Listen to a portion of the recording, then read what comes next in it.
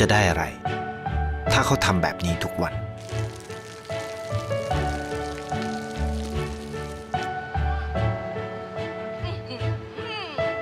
เพิ่งจะมา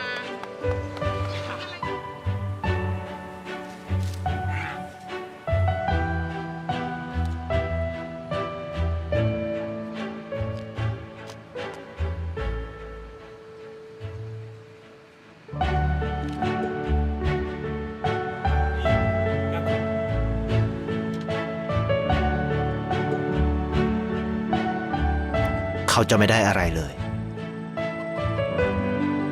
ไม่ได้รวยขึ้น ไม่ได้ออกทีวี ไม่มีใครรู้จัก ไม่ได้มีชื่อเสียงที่มากขึ้น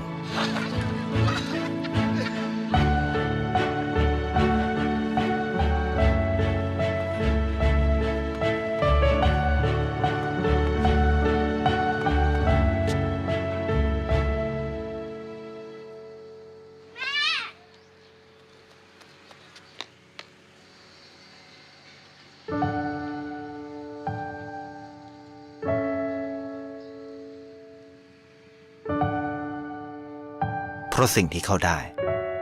คือได้แค่ความรู้สึก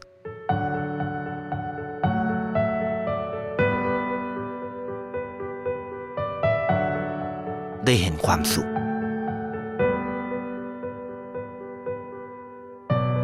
ได้เข้าใจ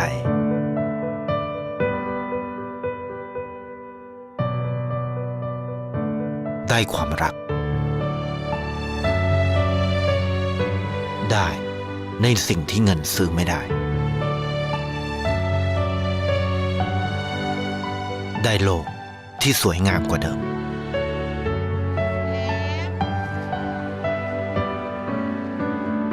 ในชีวิตคุณ อะไรคือสิ่งที่คุณต้องการมากที่สุด ไทยประกันชีวิตเชื่อในความดี